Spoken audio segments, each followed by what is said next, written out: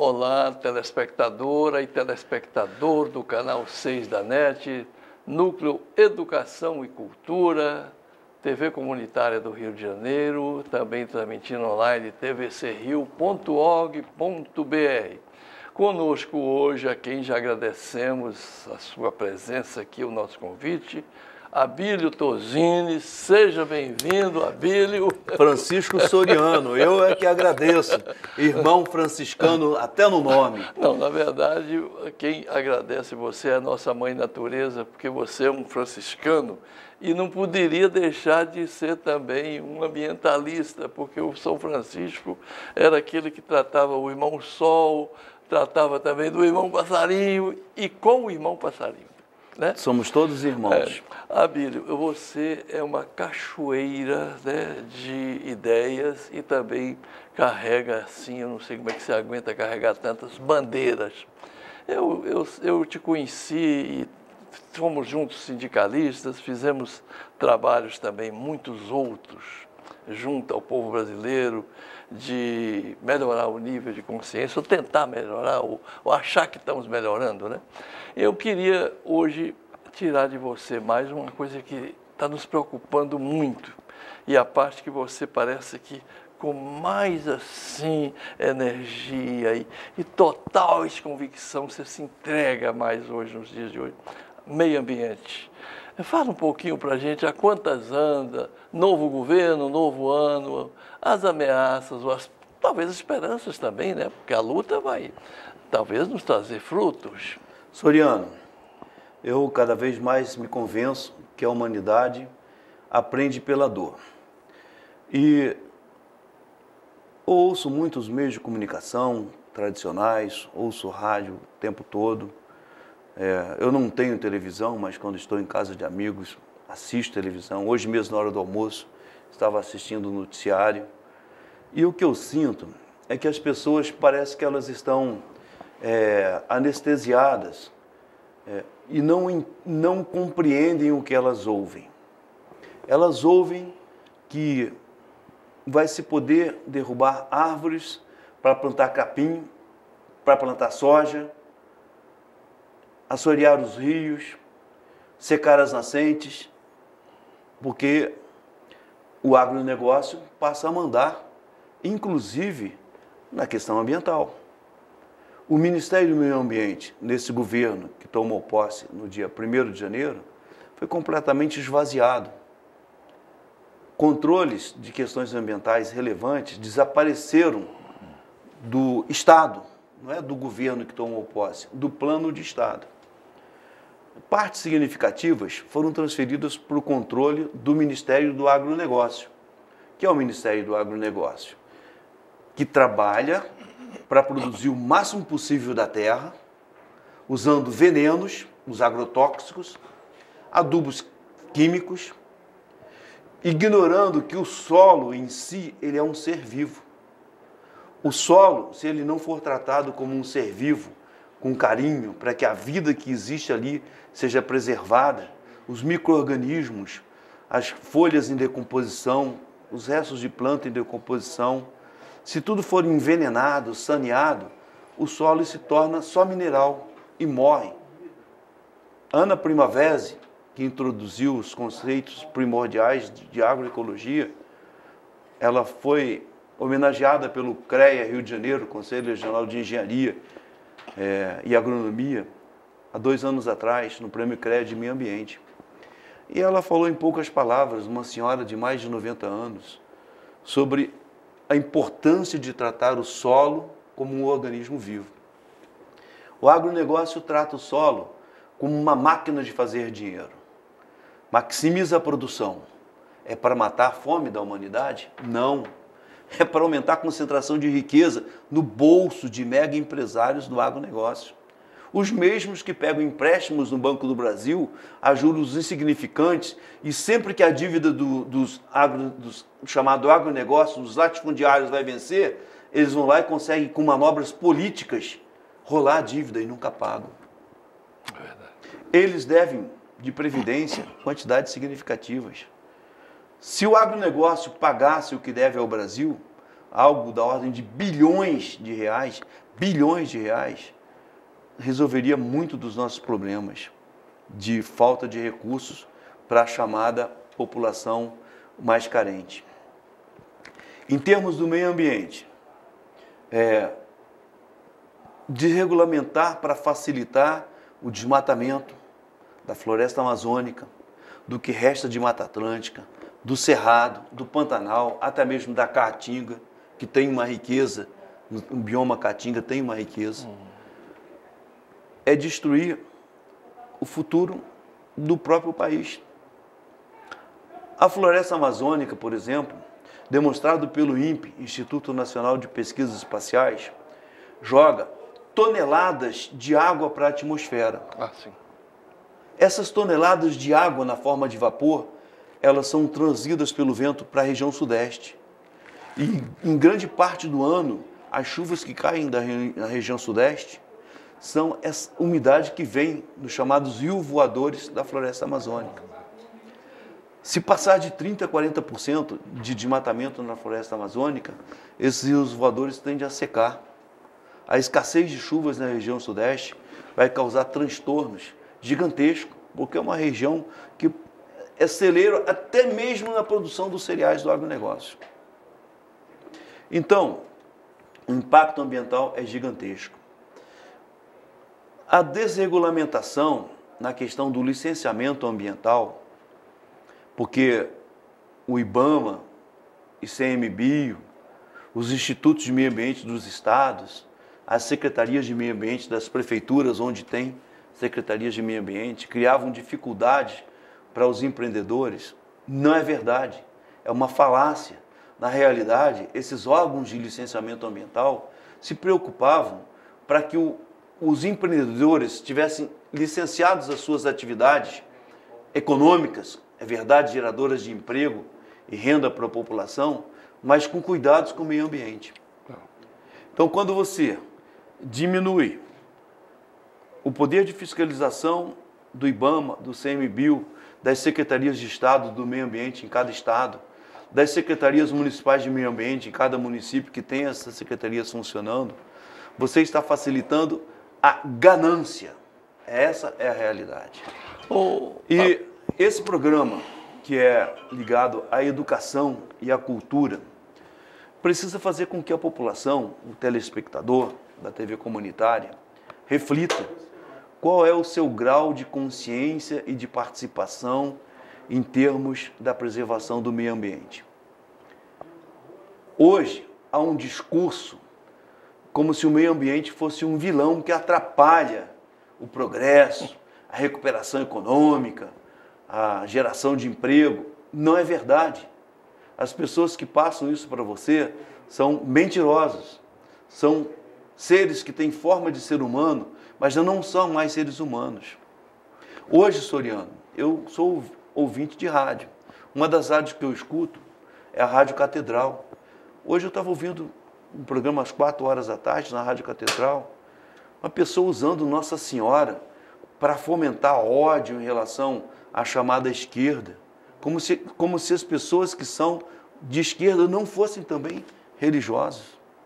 Então, usar o nome de Deus, usar a mãe de Jesus para provocar divisão entre seres humanos, não é uma coisa de Deus.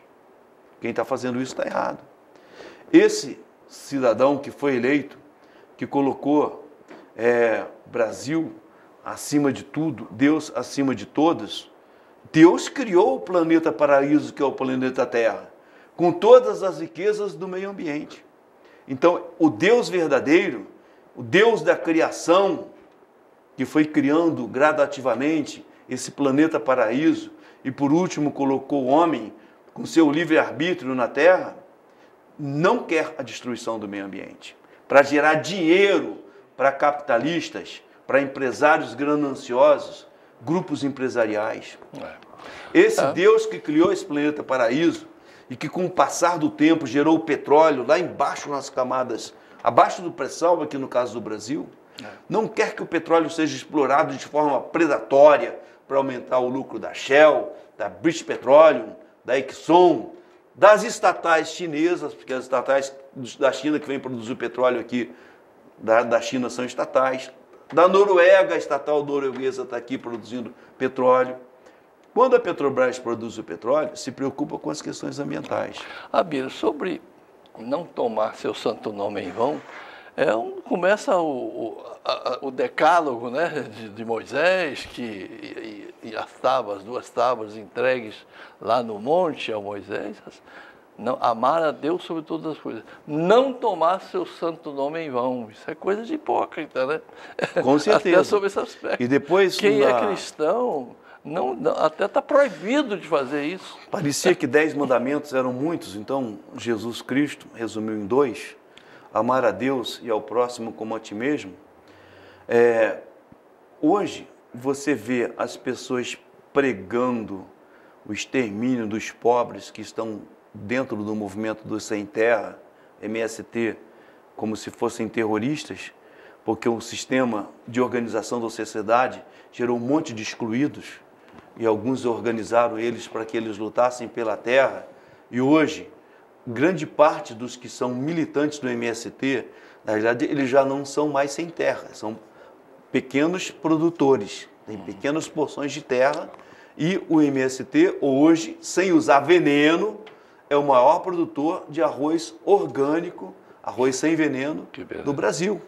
E é um arroz que é referência para o mercado que quer comprar esses produtos sem veneno. Então, você usar o nome de Deus para pregar o extermínio do MST, Movimento do Sem Terra, não está se propondo diretamente, mas fazer um discurso que estimule fazendeiros do agronegócio invadir reservas indígenas e metralhar não, eles usam armas que não são metralhadoras, mas matar indígenas. Já são, até ontem, eram 19 indígenas assassinados por invasão de reservas indígenas. São crimes políticos. Isso é um crime político. São crimes contra o nome de Deus, porque estão matando o semelhante e pessoas inocentes. E a questão dos quilombolas. Eu queria que você falasse sobre a questão dos quilombolas e também a questão indígena, mas eu queria antes abordar aqui, fazer até um comercial que não é com fins comerciais. Não deixe de assistir, em cima do que o nosso irmão Abílio, irmão companheiro Abílio falou, um filme sobre a vida do Pedro Casaldávila, que ele exatamente luta quando ele vai lá para o Araguaia contra essa chamada invasões, né, dos pequenos proprietários lá. E o sonho daquele fazendeiro é ter uma fazenda que nem nos Estados Unidos, em que ele já era uma fazenda a perder de vista. Ele queria ter ali, as invasões também são justificadas. Por isso, você falou do agronegócio, mas sobretudo do agro, né? É para colocar muita vaca, milhares. Eles querem nadar assim, né? Nas cabeças de gado.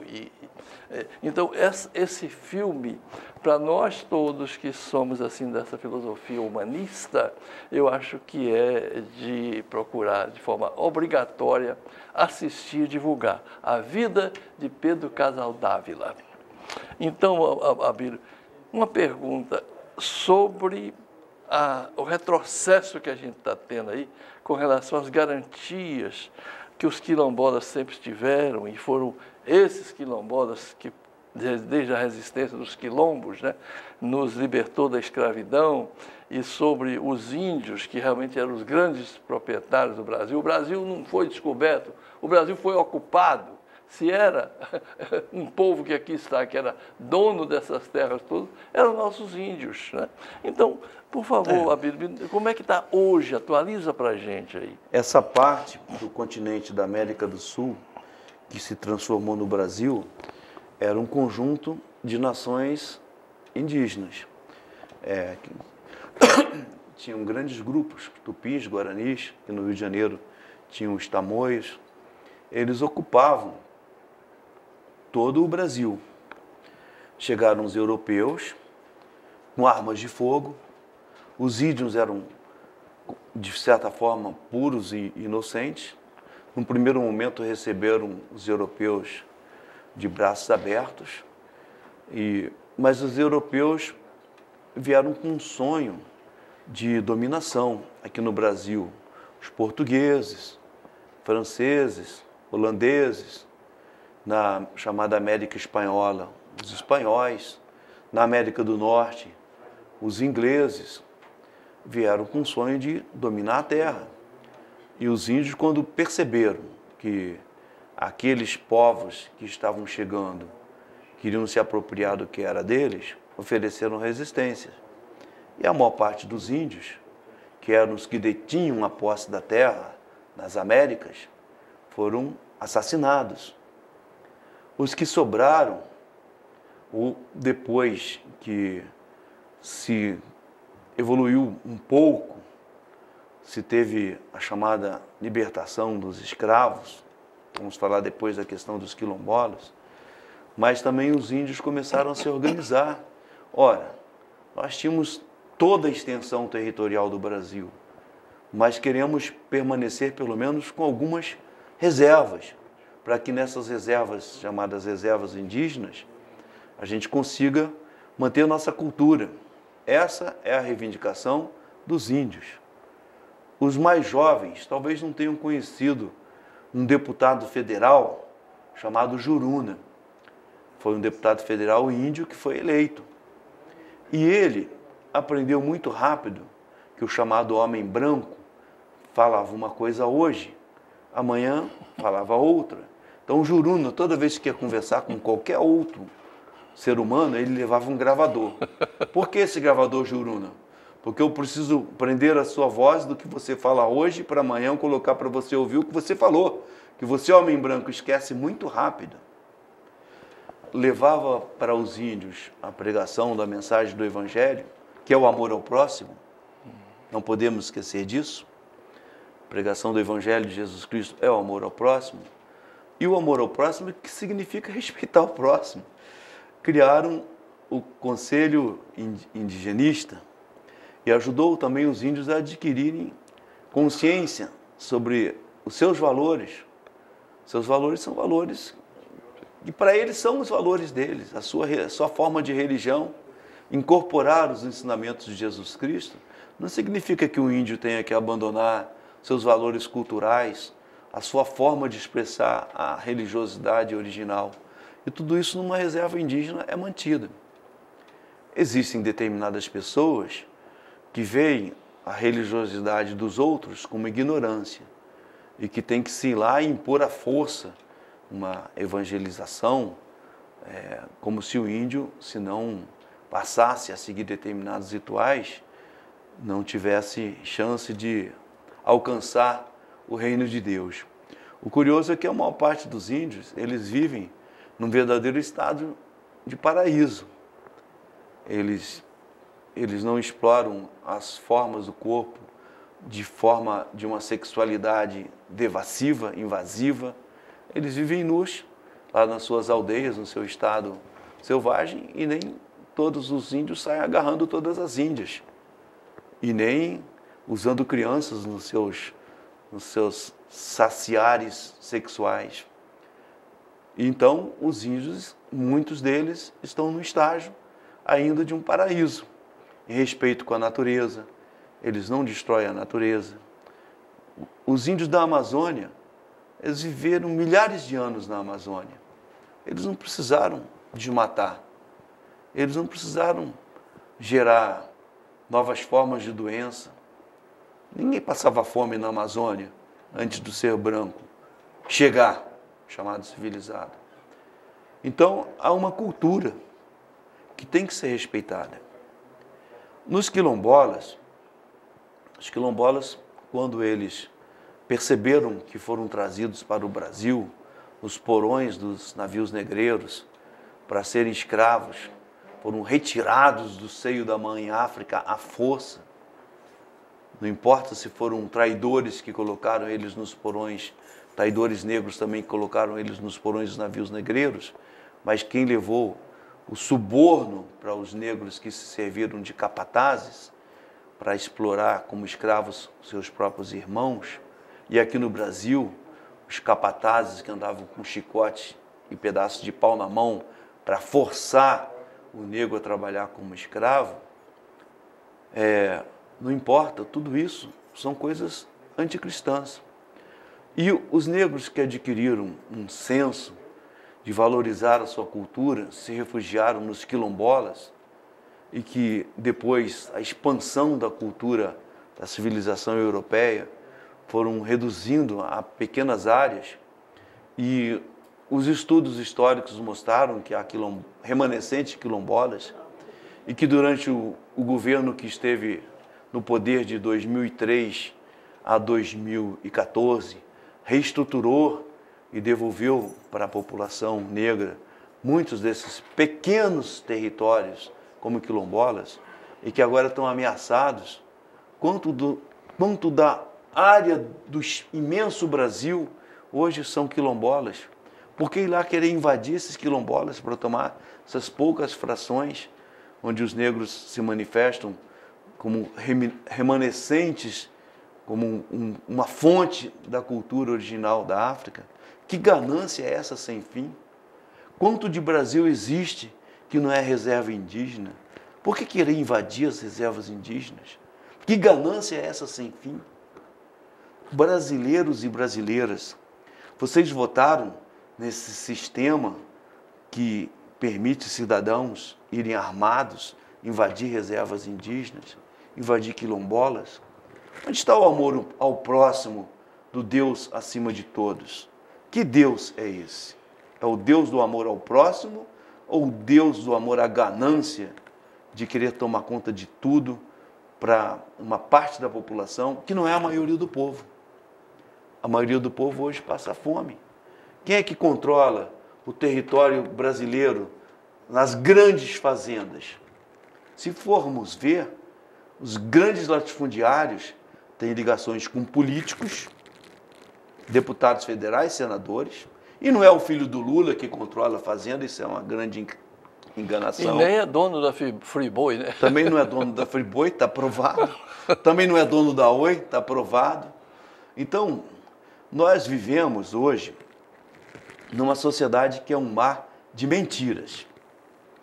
Os grandes veículos de comunicação, que são controlados pela família Marinho, pela família Abravanel, do Silvio Santos, pela família Macedo, do Bicho Macedo, que é o dono da Record, pela dono do Grupo Bandeirante, que não é o nome dele? Saad, né? Oi? Saad, dono do Grupo Bandeirante. Eles propagaram um mar de mentiras que permitiu derrubar a Dilma, porque tirou os poderes do Eduardo Cunha em Furnas, contrariou interesses de grupos quando ela resolveu controlar o preço da energia elétrica, contrariou o interesse do sistema financeiro quando ela determinou que o Banco do Brasil e a Caixa Econômica reduzissem os juros do cheque especial e do cartão de crédito, quando ela baixou a taxa Selic para 7,5%, meio que na mão de ferro, levando o sistema financeiro a não deixar de ter lucro, mas ter menos lucro. A ganância desses grupos empresariais levou eles a financiarem essa mudança no rumo da política no Brasil. Abílio, eu não resisto de dizer um dos motivos também, que foi o seguinte: a Dilma, no final do primeiro governo dela, assinou um decreto criando em cada município do Rio de Janeiro, do Brasil, que são quase 6.000, 2 TVs, que a gente chamava de ter canal da cidadania. Então, com isso quebraria o monopólio das comunicações desses coronéis que você citou aí da mídia. Isso também foi crucial para eles decretarem: tem que derrubar, delendo da Cartago. Existia uma proposta que esses grandes canais de comunicação de 5 ou 6 grupos familiares propagaram como se fosse uma censura à liberdade de imprensa, que não era censura à liberdade de imprensa, era a proposta de criar conselhos populares e de notáveis da sociedade para discutir que tipo de programação a TV aberta tinha direito de levar para dentro dos lares. Quando os pais e as mães estão trabalhando, o que é que as crianças estão assistindo? Aquele programa tipo Novela Vale a Pena Ver de Novo, que ensina baixarias sexuais, como o marido trai a mulher, como é que a mulher trai o marido, como é que você engana a vizinha para... Então, essas baixarias que as chamadas TVs abertas transmitem... A novela O Direito de Nascer, você trabalhava com recém-nascidos, vendo o casal se separar e o cara querendo tomar aquilo para a criança, como é que fica? Né? Bom, então, as famílias é que iam discutir o conteúdo do que as TVs abertas poderiam levar para dentro das casas. Eles chamaram isso de censura. Eu não chamo isso de censura. Eu chamo o direito da sociedade de discutir que programa chega dentro de todos os lares brasileiros. E assim, Abílio, olha, enquanto você falava, parecia que eu estava ouvindo o próprio Castro Alves nos navios negreiros, perante aquela narrativa de tantas injustiças e dor, né, das travessias aí da vida. Abílio, você tem 1 minuto para aqui também, mais uma vez, reforçar sua mensagem aí de preservação da vida. Exatamente, Soriano. Todas as trincheiras em que eu trabalhei, seja no movimento sindical, foi pela preservação da vida. E o apelo que eu faço a cada homem, cada mulher, cada criança, cada idoso que está assistindo,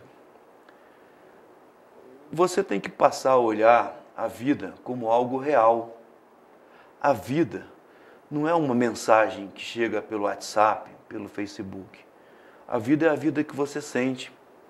Quando você caminhar pelas ruas, procure observar, se você mora na cidade, os seres vivos. Tem árvores, tem arbustos, tem cachorros, tem gente. É vida. Qual a diferença do mendigo, do negro, do índio, para um branco que mora na zona sul, na parte rica da cidade?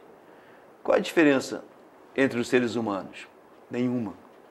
A verdade é que todos nós, de alguma forma, vamos morrer, a parte que é carbono e água some, ficam ossos e pelos, então não tem diferença. Nós somos todos irmãos, somos todos iguais. E eu quero terminar dizendo que, sem árvores, não tem seres humanos. Se não preservar o meio ambiente, não adianta ter emprego, ter renda, porque não vai ter vida. A hora que matarem a última árvore, antes disso vai ter acabado o último ser humano. Maravilha. Max Figueiredo, obrigado pela filmagem, pela edição, pela direção aqui do nosso tema.